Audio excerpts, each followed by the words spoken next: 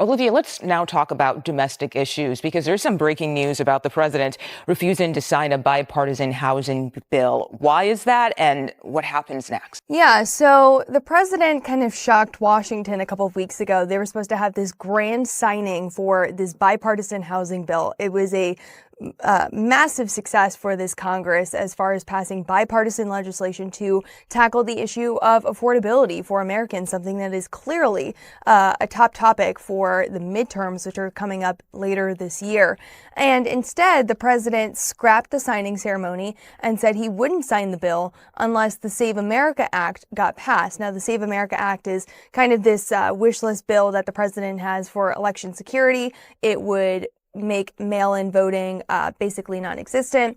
It would add more restrictions on voter ID, and also it would address some other issues that the president really wanted to see. So that bill has been stalled in the Senate. The president said he would like to see that bill get passed before he signed the housing bill. That did not happen. The housing bill got sent to the president's desk anyways. All right, people, welcome back to Dr. John Podcast. Trump's own House Republicans have killed his biggest legislative priority before it even reached the floor, voting openly on the record with their names attached. The moment marks a stunning break from a party that has marched in lockstep with him for nearly a decade, revealing that his grip on congressional obedience is not as absolute as he believed. 5 hardline conservatives, Chip Roy, Ralph Norman, Josh Burchine, Andrew Clyde, and Lloyd Smucker, voted in committee to kill Trump's signature legislative bill, marking an unprecedented break from within his own party. The self-proclaimed master of deal-making watched his agenda get slaughtered by the very Republicans who built their identities around being more conservative than everyone else. Let's talk about what the big, beautiful bill actually was, because understanding its scope helps explain why its death is so devastating. This was not a simple piece of legislation. This was a massive, sweeping, multi-trillion-dollar package designed to move Trump's entire domestic agenda through Congress in one giant vote. And yet he has waited to sign it. In a statement that he put out just a short while ago, though, he said he's not going to sign it at all. This is what he wrote. He said that in a Truth Social post, "I will not sign the housing bill, which has been fully approved by Congress and sent to the White House in protest over the fact that the United States Senate is not capable of passing the Save America Act." So what does this actually mean for the bill? Given the fact that it was passed by both the House and the Senate, well, it went to the president's desk. It sat on the president's desk for 10 days, 10 working days, minus Sundays is how they usually do that count. And because of that, the president is not going to veto it, we have just learned, but instead it will still be passed into law. It will essentially become law, even though it doesn't have the president's signature on it. The reason why that's notable, though, is, again, this is a major affordability championing point for both Republicans and Democrats to talk to their constituents about. And now President Trump didn't sign it, so they don't really have the ability to say that this was approved by the Trump administration. It was done by Congress and not signed by the president, which kind of makes it a difficult messaging item for those midterms. So a bit of a twisty-turny event here in Washington that this bill just, became law without the president signing it. But that just shows you how Tax cuts, spending adjustments, changes to Medicaid, rollbacks of clean energy tax credits, the works, the signature legislative achievement of his second term, the centerpiece of what Trump's team has been calling Trump-O-Mix 2.0. Speaker Mike Johnson had promised to deliver it before Memorial Day. The White House had been selling it as the culmination of everything Trump had been fighting for since 2016. And on May 16, 2025, in the Republican-led House Budget Committee, the vote to advance that bill came up. The result was devastating. 16 in favor, 21 against. The bill was killed before it ever reached the House floor. Let that sink in for a moment. A bill that represented the entirety of Trump's domestic agenda, everything he had promised to deliver in his second term, died in committee. It never even got the chance to be debated on the floor. It never got the chance to be voted on by the full House. 5 Republicans killed it, not Democrats. Republicans, members of Trump's own party who looked at the big, beautiful bill and said no. A significant housing bill is set to go into law tonight without President Trump's signature. That inactivity is an act of protest from the president because he still wants the Senate and the House to pass legislation about voting. That's not going to happen, so the president is basically saying, I'm not going to deal with this housing bill I'll let it become law, but without my embracing of it, at least directly. Nancy Cordes joins us now from the White House. Nancy, there was once a time not too long ago when there was going to be a big signing ceremony. That's gone by the boards, and now this will become law. There's nothing that's going to make it any less lawful, but the president's not part of it. It could have been a win. Right. He's not taking a victory lap for a big piece of legislation that he was able to push through in an election year. He's just going to allow it to pass into law later tonight. And he's engaging, he says, in a form of protest. He's angry that the Senate hasn't also passed the Save America Act. This is a piece of legislation being championed by Republicans that would require proof of citizenship in order to register to vote. There are a number of things it would do that Democrats oppose. And he's frustrated that Republicans haven't been able to get it through the Senate. He wants them to get rid of the filibuster so it can pass with fewer votes, something Republicans are very reluctant. Their reasons were clear and consistent. They said it would blow up the deficit. They said it did not cut deeply enough into Medicaid. They said the clean energy tax credit rollbacks were not aggressive enough. In other words, from the right. These were not moderates worried about the political optics of voting against Trump. These were hardline conservatives who thought the bill was not conservative enough, and they killed it anyway. Trump's response was exactly what you would expect from a man who has spent his entire political career demanding absolute loyalty. He went to Truth Social and posted a furious screed demanding that Republicans unite behind his agenda. He raged that the party does not need grandstanders. He wrote in capital letters that they need to stop talking and get it done. The rage was palpable. The frustration was unmistakable. But here's the thing about rage on social media. It doesn't change a committee vote. It doesn't uncount the nays. And it doesn't change the fundamental political reality that Trump's agenda is stalled in a Congress controlled by his own party. To do major because they worry that Democrats would do the same thing when they are in power. So this is the president's way of saying, if you're not going to pass the legislation I want, I'm not going to sign the legislation that you're really excited about. And as long as he doesn't veto the housing bill, and we know that he won't, it's all the same to Republicans. They'd love to have a big signing ceremony, but the most important thing for them is that it ends up becoming law. And you have new reporting, Nancy, on additional security measures around the White House that are either being set in motion or actively being contemplated.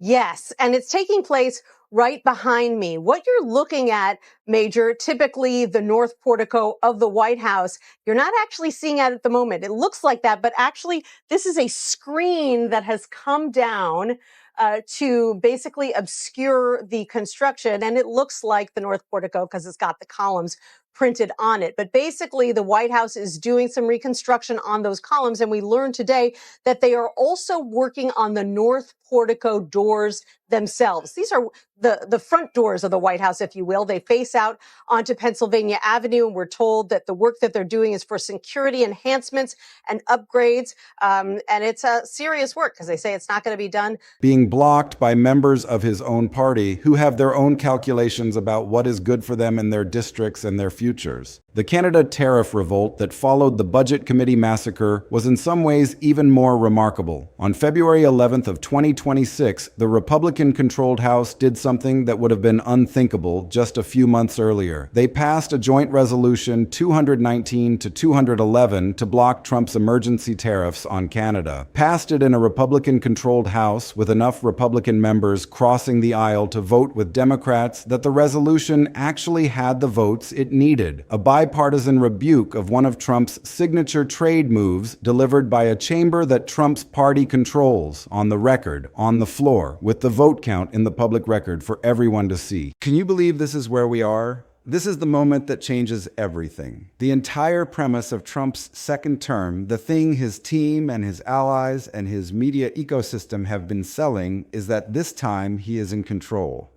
This time the party is unified. This time, there are no Renos blocking the agenda, no establishment Republicans undermining him from within, no internal sabotage from people who secretly want to go back to the pre-Trump era. This time, it is different. This time, he has the party fully behind him, and he can deliver. And then 5 conservative Republicans kill his signature bill in committee. And then a bipartisan House majority blocks his Canada tariffs. And then Ted Cruz is on television warning that Trump's trade war could kill jobs. And then 4 Republican senators back a move to repeal part of his emergency tariff authority. And then senators from both parties introduced legislation to require congressional approval for tariffs lasting more than 60 days. That is not unity. That is not a party fully behind this president. That is a party that is starting to fracture publicly, measurably, on the record, over the economic and legislative direction of the second term.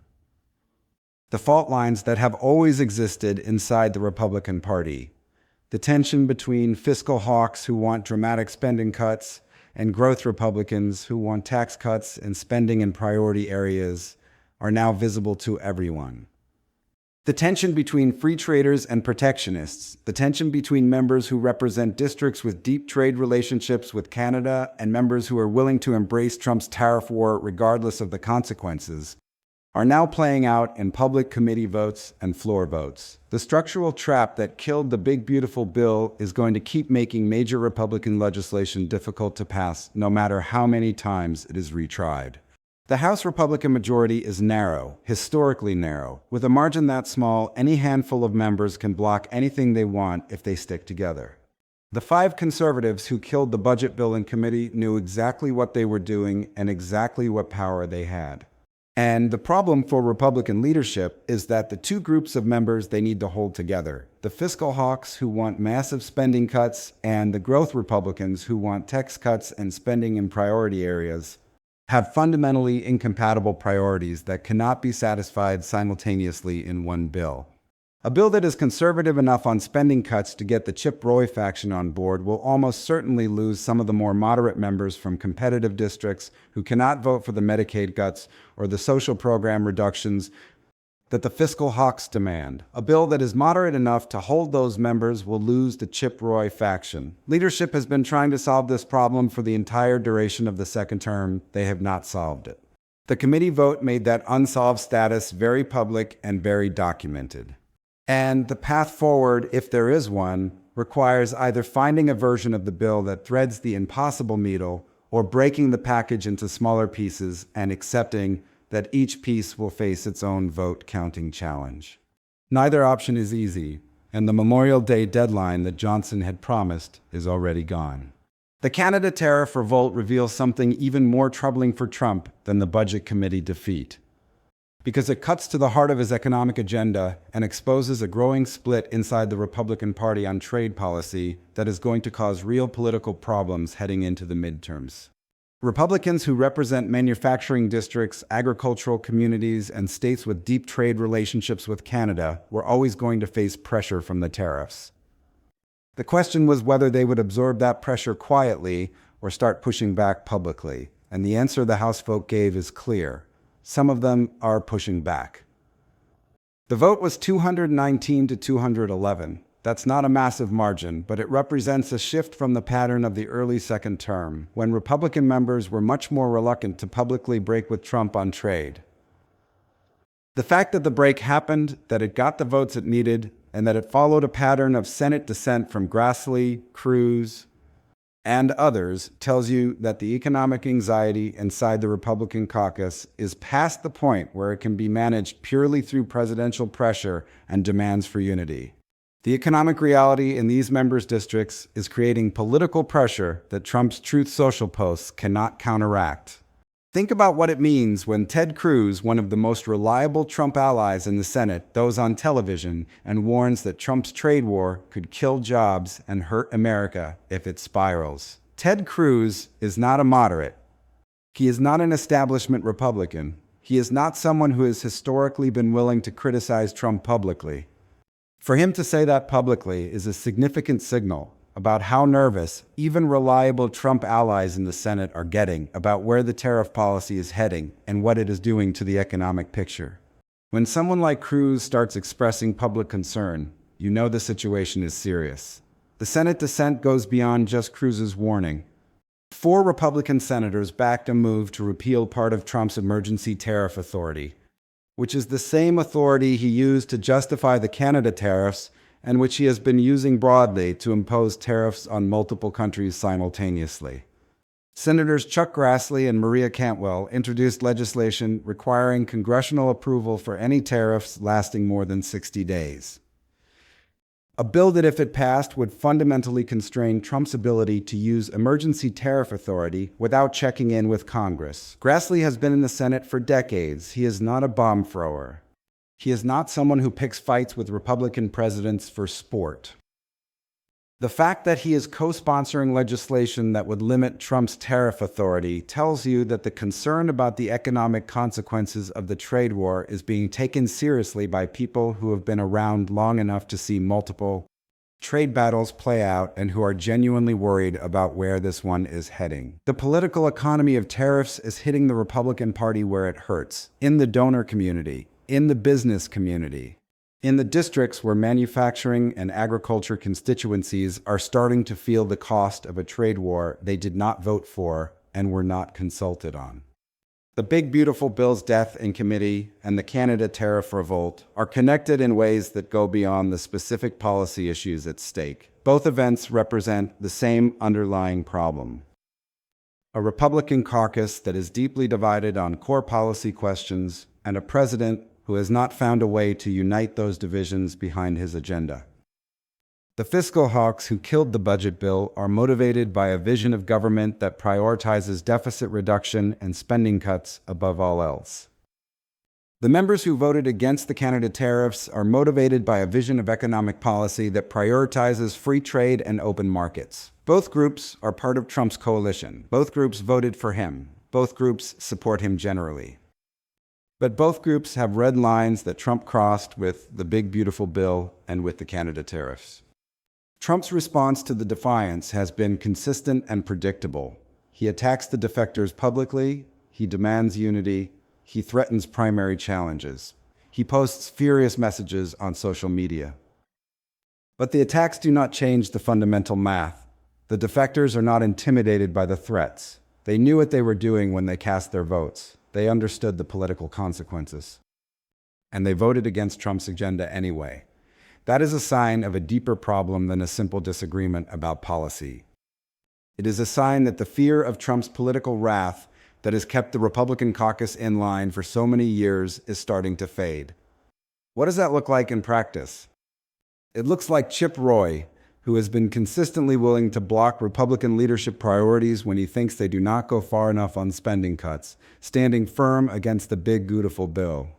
It looks like Ralph Norman echoing the concern about deficit spending. It looks like Josh Brecheen, Andrew Clyde, and Lloyd Smucker, each having their own version of the same core objection. The bill was too big, too expensive, insufficiently committed to the kind of structural spending cuts that they and their constituents believe are necessary to address the national debt. These are not disagreements about minor policy details. These are fundamental philosophical differences about the role of government and the direction of the country. The selling point of unified Republican control of Congress and the White House was supposed to be that everything would finally move.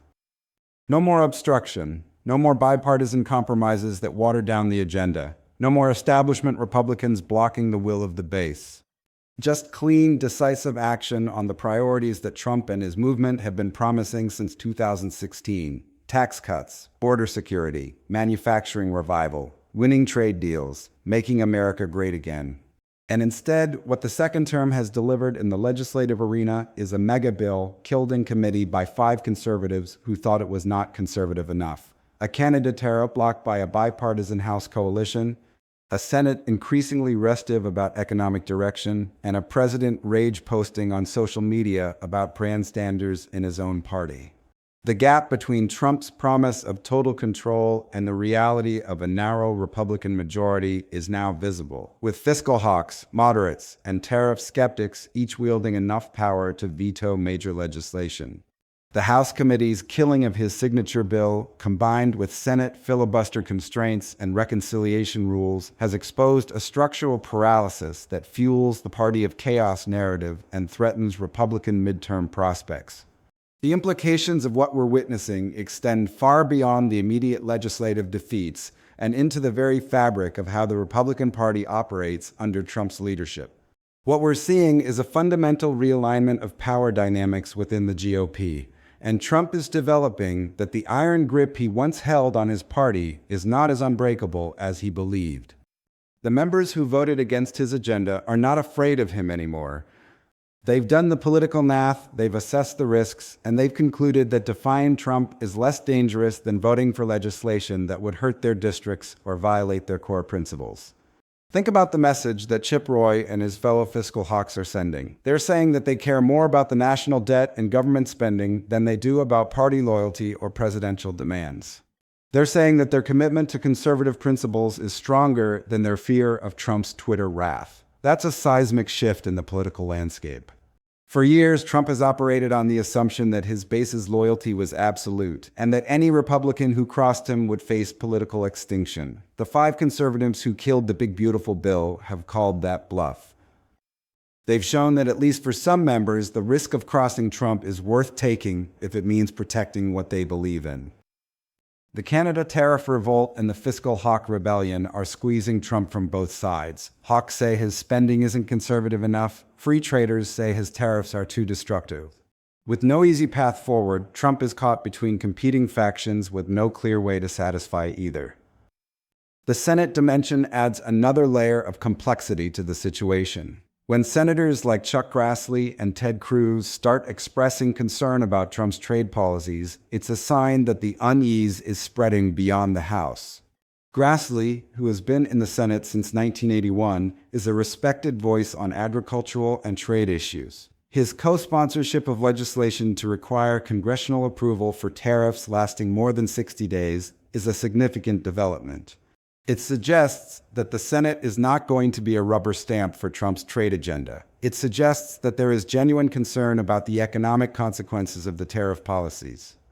And it suggests that Trump's ability to unilaterally impose tariffs through emergency authority may face legal and legislative challenges. The constitutional implications are also worth considering. The emergency tariff authority that Trump has been using is based on a law that was designed for genuine national emergencies, not for routine trade disputes.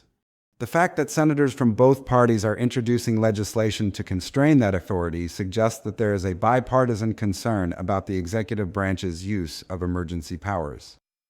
This is not just a political disagreement about trade policy, it's a constitutional question about the separation of powers and the limits of presidential authority. When Congress starts pushing back on executive branch power grabs, it's a sign that the system of checks and balances is working, but it's also a sign that the executive branch may have overreached. The 2026 midterm elections loom over all of this like a shadow. Every Republican member of Congress is thinking about how these votes will play in their districts. The members who voted against Trump's agenda are betting that their constituents will reward them for standing up for conservative principles or for protecting local economies. The members who voted with Trump are betting that their constituents will reward them for loyalty to the president. The outcome of those bets will determine the future of the Republican Party. If the defectors are rewarded, more members will be willing to defy Trump in the future. If the loyalists are rewarded, the party will continue to fall in line. But either way, the calculus has changed. Members are no longer assuming that loyalty to Trump is the only path to re-election. The Democratic Party is watching all of this with great interest. The chaos inside the Republican caucus is a gift to Democratic strategists.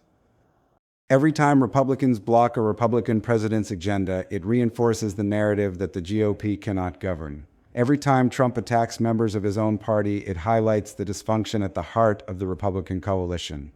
And every time the legislative agenda stalls, it gives Democrats an opening to argue that they would be more effective at governing. The 2026 midterms are shaping up to be a referendum on the Republican Party's ability to deliver on its promises.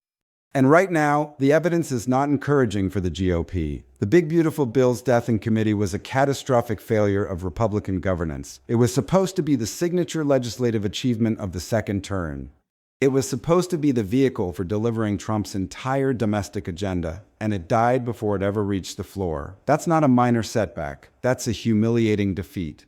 The fact that the bill was killed by conservative Republicans rather than by Democrats makes it even worse. It means the opposition is coming from within. It means the divisions inside the party are so deep that they cannot be papered over.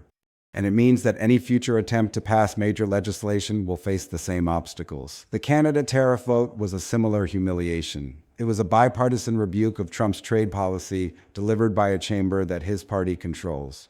The fact that enough Republicans crossed the aisle to vote with Democrats shows that the party is not unified on trade. It shows that there are limits to how far Republican members are willing to go in supporting Trump's economic agenda. And it shows that the president's influence over his party is not absolute. He can demand loyalty, he can issue threats, he can post furious messages on social media, but he cannot control the votes of members who have decided that their principles or their districts are more important than his wishes. Where does the legislative agenda go from here? That's the question everyone is asking. Republican leadership has signaled intentions to revive the package, potentially with modifications that address the fiscal hawk's concerns about deficit spending and Medicaid cuts. But every modification that satisfies the right flank risks losing votes from the center, and every modification that satisfies the center risks losing votes from the right flank. The leadership is walking a tightrope with no safety net. One misstep and the whole thing collapses again. The path forward, if there is one, requires either finding a version of the bill that threads the impossible needle, or breaking the package into smaller pieces and accepting that each piece will face its own vote-counting challenges. Neither option is easy, and the Memorial Day deadline that Johnson had promised is already gone. Trump's image of strength is eroding as Republicans control all three branches but cannot pass their own president's agenda, a dysfunction that fuels the party of chaos narrative, undermines donor confidence, and threatens brutal midterm consequences. The next attempt to revive the big, beautiful bill will reveal whether leadership has found a way through the internal divide or whether the same coalition of fiscal hawks and moderates will produce the same result all over again.